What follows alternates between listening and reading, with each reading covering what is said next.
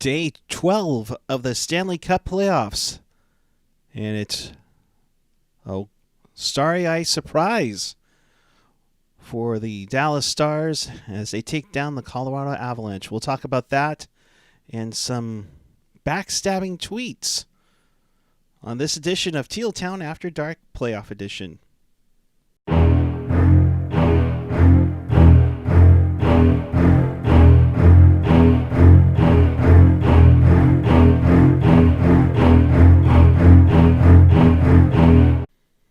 Good evening, everyone. It is August 22nd, 2020. Dallas wins 5-3 over the Colorado Avalanche. We'll talk about that. We'll talk about a groin pull that's painful to see and all that on Teal Town After Dark. This is your live interactive post-game. We appreciate each and every one of you who's joining us. If you want to be part of the show, chat with us and fellow hockey fans in the YouTube chat, on the page, or the app. And, of course, follow us on the social, Twitter, Instagram, YouTube, Facebook, SoundCloud, Reddit, and, of course, our infamous Discord. Plus more Sharks content, hit us up at tealtownusa.com. I am pleased to be joined with a special guest. Please welcome Sharky. My dog Sharky's joined me. Hi, Shark. Oh, it's a good little puppy. Yes, you're such a good puppy. Yes. Hope you all are having a good night. We want to send out our best to our good friend Felix Chow, who's Felix. I feel for you, bud. Potentially on the verge of being evacuated in the area that he lives in. So, Felix, before we even get started with the recap of this game, we send our love, we send our best, we send our well wishes to you, bud, and your family. Please be safe. So keep us posted on everything, and fingers crossed for you, bud. Good vibes to you. So let's talk about this one game on the schedule. Originally it was going to be a Game 7 of Dallas and Calgary, but they decided to get going with the second round tonight. Hey, we'll get through this, and maybe we can get back to some Sharks hockey quicker. I don't know. We'll talk about it, and Sharky, if you have anything to say, by all means, go right ahead. All right? Thanks, bud. Thank you. He's psyched. All right. First period, 4 minutes in, Tyler Seguin with a slapper that beats the starting goaltender, Philip Grubauer, to make it 1-0 Dallas. And I'm apparently getting... Apparently I'm getting blamed for something here, but on Twitter, that what else is new? Great shot by Seguin to get things going, but you know what? If there's a frickin' beast in here... No, Sharky, I'm not talking about you. I'm not talking about you at all. It's Nathan MacKinnon. Nathan MacKinnon with a beautiful snapper that beats Khudobin to tie this game up just like 64 seconds after Tyler Seguin gets his goal to get going. I mean, Sharky, what did you think? You thought it was a good... You thought, McKinnon's a beast? Yeah? Absolutely. Yeah, definitely. He's a little shy. He feels afraid of Nathan MacKinnon. He feels very, very afraid of Nathan MacKinnon.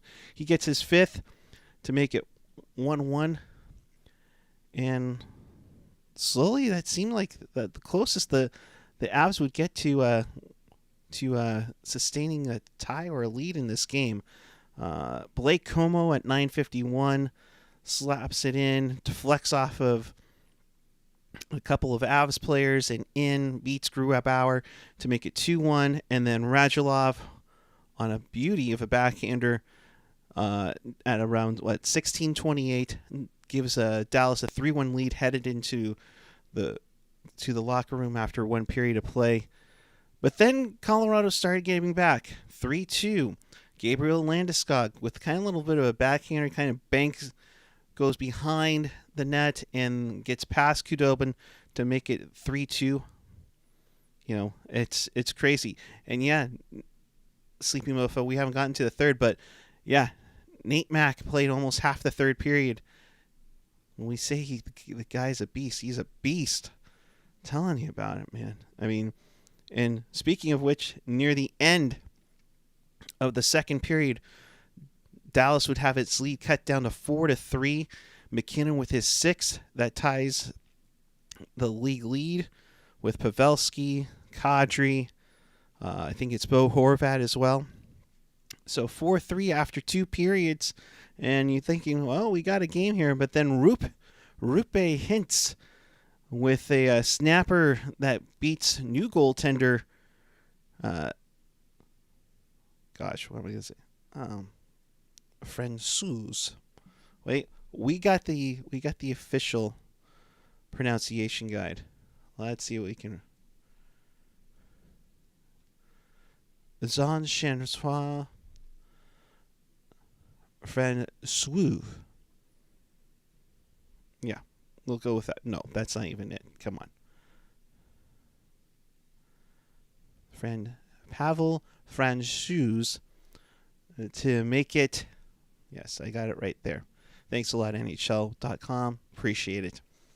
Hintz gets his first of the playoffs. Really, if not to get into fantasy hockey terms, but if you're ever looking for a guy that's going to come up with some goals here and there, Rupe Hintz, definitely pick him up when fantasy hockey starts back up again.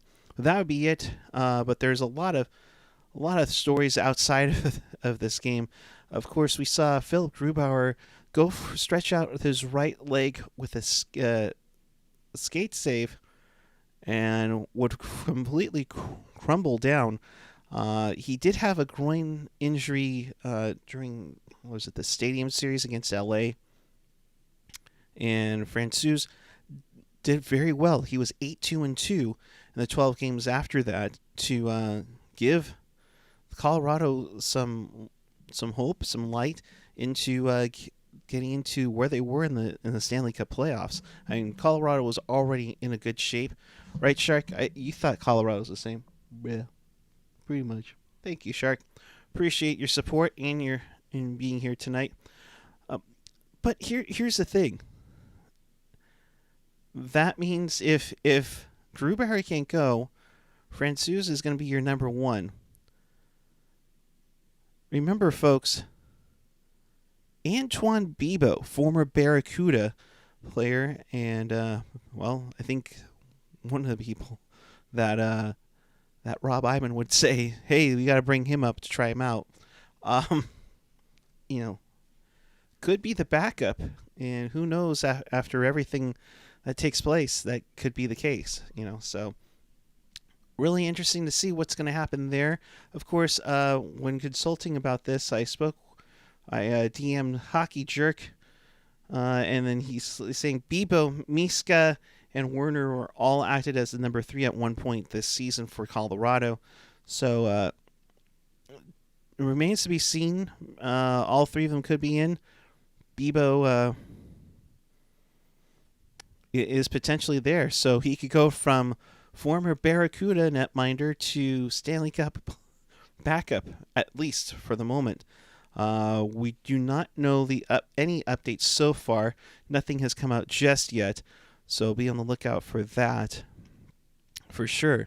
But overall, a solid game between Dallas and Colorado.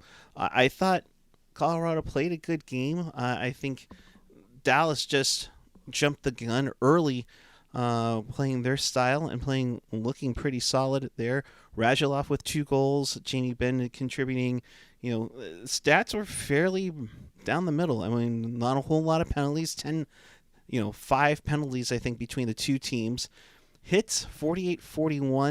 In that case, shots on goal almost even a slight edge to Colorado. In that frame, but just something else there for Dallas to take a 1-0 lead in that series. I'm trying to look at what McKinnon did have, guys. Nathan McKinnon. Wow, looking at this, it's rarely that you see a forward play this many minutes, but he played 24 minutes 14 seconds of the game. Cale Makar had 27 minutes and 26 seconds. Definitely a lot of numbers there. Gabriel Landeskog, 22 minutes. Mikko Rantanen, 23 minutes. So definitely the bench was shorted in for Colorado. As for Jonas Donskoy, played 14:49. Didn't do much at all. Same with Long Beach native Matt Nieto. He played about 9:03 and was probably stapled to the bench for most of the third period. As for Joe Pavelski, nothing on the score sheet tonight. He was a -1. Definitely had a couple of shots though, which doesn't surprise me. Definitely blocks. We saw that one late in the third period where he kind of got cross-checked and then took the block shot. But Pavs was about 50% in the draw, about 17 minutes on the ice. So it was a nice smooth night for Joe Pavelski. No goal scoring, but that's okay. We all know that Pavs will find his stride and find his way to get those done. So with that, Colorado takes a 1-0 series, Dallas takes a 1-0 series lead in this best of 7. Let's take a look at the bracket as we speak. So Colorado and Dallas will play again Monday at 6:45. Dallas, like I said, is up 1-0. Tomorrow night at 7:30, Vegas and Vancouver will play their first game of their second round series. Both teams won a game. I believe Vancouver won theirs in overtime. So if you want to give a slight edge to Vegas, go for it. I'm sure the NHL will do the same thing for sure. And, well, let's go to the East first beforehand. In the East, tomorrow at 5 p.m., you're going to see Tampa Bay and Boston, and, there's no loss between those two teams. Season series was split at 1 game apiece, although Tampa Bay won the round-robin game, if anything makes sense in that case, on August 5th by the score of 3-2. And then on Monday at 4 p.m., you will have the Flyers and Islanders open up a series. New York won the season series 3-0. Take that as you will, folks. Maybe the Islanders, get a shot at the Flyers. It's going to be an interesting series for sure. And these two definitely have playoff history in the back to it. Let's go back to the West, where Vegas is going to be going up against the Vancouver Canucks. An interesting tweet put out today by Marc-Andre Fleury's agent, Alan Walsh. Alan Walsh is definitely a guy who doesn't mince words. And this time he really didn't even use words. He used a picture, and who knows who did this for him, or if he did it himself. But it's safe to say that Alan Walsh is a freaking hothead. He was barking at every single person during the 2012 lockout. He was gushing over Marty Havlat after he came back from his injury. And yeah, Marty Havlat, yeah, that sounded really good, pal. But you gotta wonder, folks, if freaking Alan Walsh went a little too far with this one. He posts a picture of Marc-Andre Fleury, the Vegas goaltender, with a sword through him that says De Boer. I mean,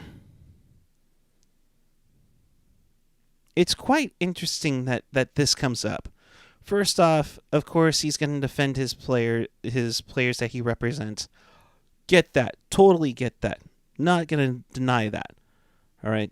Cool. Good on him. But do you think this goes a little too far? Like, maybe a little too far? I mean, seriously.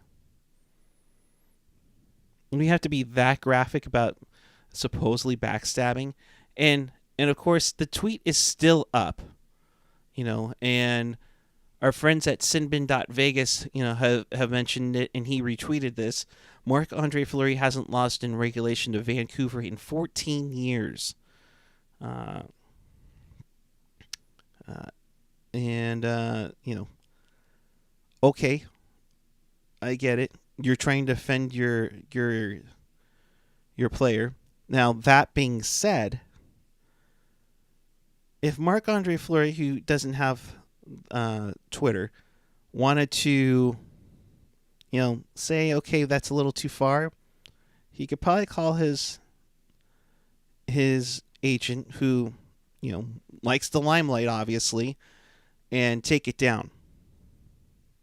Yeah, that hasn't happened yet. And Walsh is getting reamed, big time, and so is Andre Fleury, to which we hope future guest of Teal Town, USA, Steve Dangle, went, see, even that went right through him. Yikes.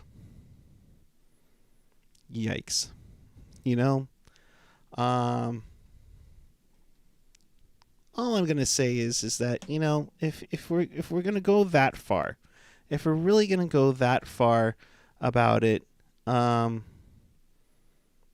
maybe, just maybe we should, it's a freaking game. I get it.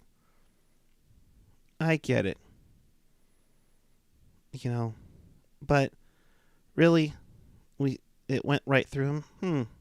Reminds me of a certain goal. Maybe it'll work.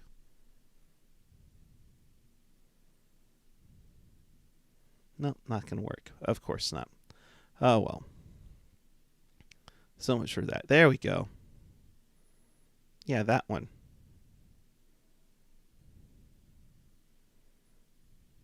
You remember this goal? Oh yeah, you remember that goal. Yeah, that one went right through him too.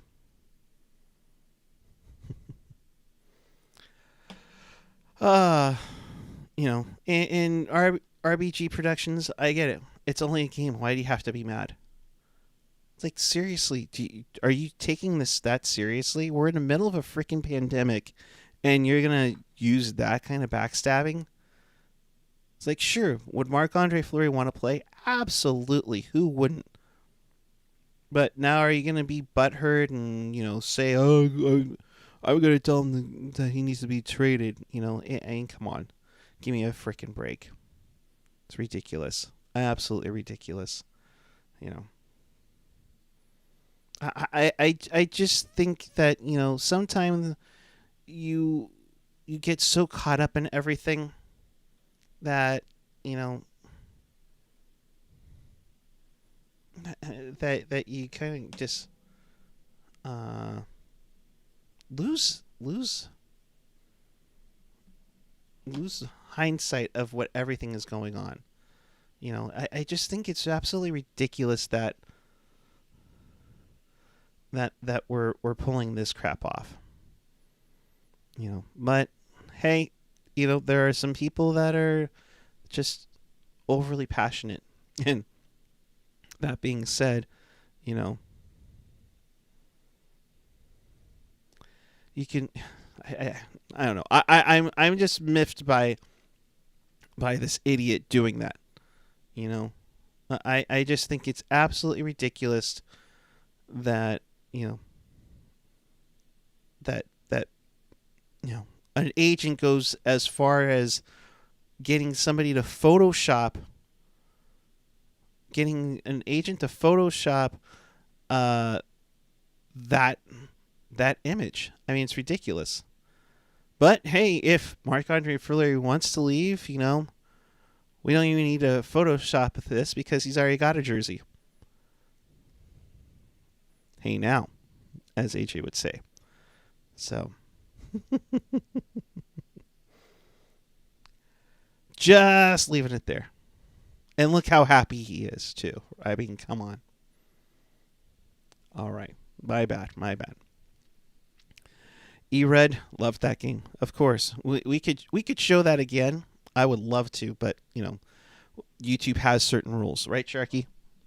You would love that game? Yeah? Yeah. Even Sharky would love that game. You know, Stars might upset Avs, but Vegas will beat up on the Canucks so badly. Yeah. If I'm making predictions, Vegas could maybe sweep them. Vegas could maybe sweep the Canucks. Maybe get a game in. And I would hope. And hey, if Vancouver wins, I would love to see that upset. That would be huge. As for I was going with Colorado originally, but my goodness, at this point, it depends on if Grubauer is coming back. I mean, Francouz did a really good job down the stretch while Grubauer was hurt. I don't know. So we'll see. We will see. So my predictions: Vegas wins either in 4 and 5, and I say Colorado in 6. That was my prediction beforehand. So don't at me on that one. In the East, Philly and New York. That one's going 7, and I'll give it to Philly barely. Tampa and Boston, I would love for Tampa to win. Tampa in 6.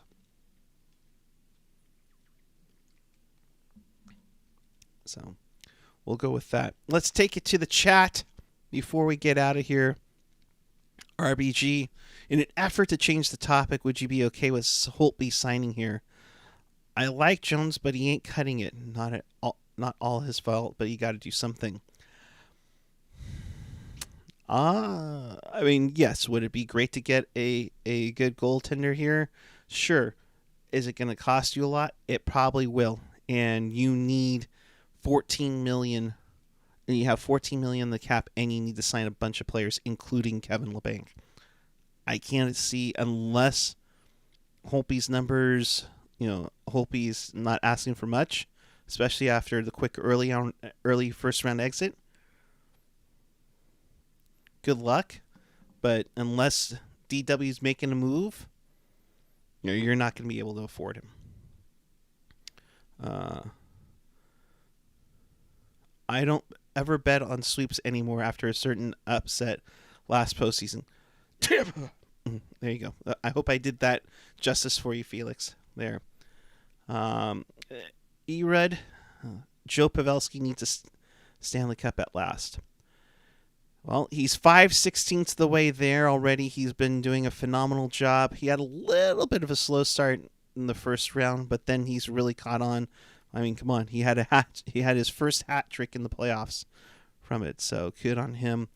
Felix, granted, Tampa Bay just eliminated Columbus, but still, Point still stands. Well, yeah, Braden Point still stands with 2 overtime winning goals. I mean, come on, definitely. RBG replying back, they beat Columbus maybe a little too late. California Cruising, I thought you were going to say reverse sweep, cough, cough. No, let's not bring that up. Marty T, Fleury for Gaudreau, straight up. Well, Calgary could use some goaltending. Gaudreau, he might fit there, but I would think they kind of already have that guy in Jonathan Marchessault. So who knows with that. Erud, Boston versus Tampa, huge rivalry. It'll get ugly fast. Oh, big time. I think that series will be the one that's going to be tiring and with many injuries. Yeah, it will be. It'll kind of be like the Sharks in Vegas, just 1 round deeper, which makes it even worse for injuries. If it was Pavs versus Marlowe in the final, who would you want to win? Oh, God. Damn.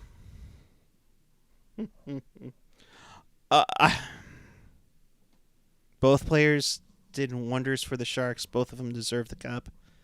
But, I would probably go Patty.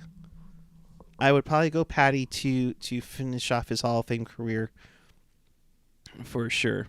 Um, you know, I just can see it. Tampa better not let me down in that series. I can't stand Boston.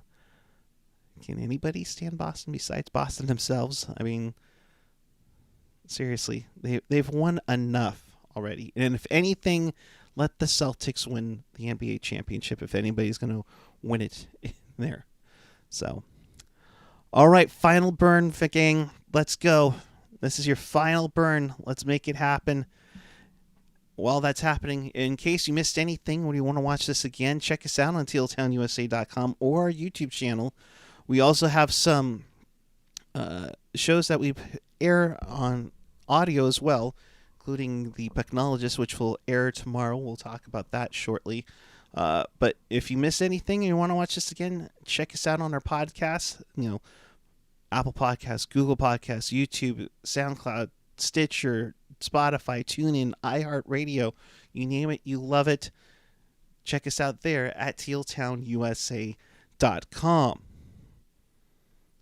So, that. Oh, no, we don't want to see that. No, we don't want to see that again. Not many can stand big, bad Bruins, the most hated team in the NHL now. It used to be Red Wings. Yep. Well, the Red Wings weren't that big and bad. They just had a coach that whined to the officials and amazingly got calls all the way. Boston has a pound period I can't stand. It's not just the Bruins. Okay. A little personal there with RBG there. So, all right. I think that'll do it. Sharky's fallen asleep. So, this is usually how the girlfriend, watches the show. She falls asleep herself. So, if you haven't already, hit that subscribe button. We really appreciate it. Technologist will be here tomorrow night at 8 p.m. So just as Vegas and Vancouver is getting underway, so yours truly has the night off. I'm sure you're all devastated. AJ, Rocket, and Jerk will be in to break down the first round, get you going for the second round, and all that fun stuff. So be on the lookout for that. Make sure you hit that subscribe button down below. Make sure you take care of all your, follow us on the social. And, hey, check out all our content. I think we got another interview or two coming up this week, so be on the lookout for that. Appreciate it. But to everybody out there that's in the lines, please be safe. Please have that go bag ready to go. Have your personal belongings, water, and food ready to go just in case. And Felix, keep me posted, bud. Appreciate you. All right. I'm crying a river of tears as we speak. No, you can't. No, Felix, no. So with that, we're gonna get out of here. Hit the subscribe button.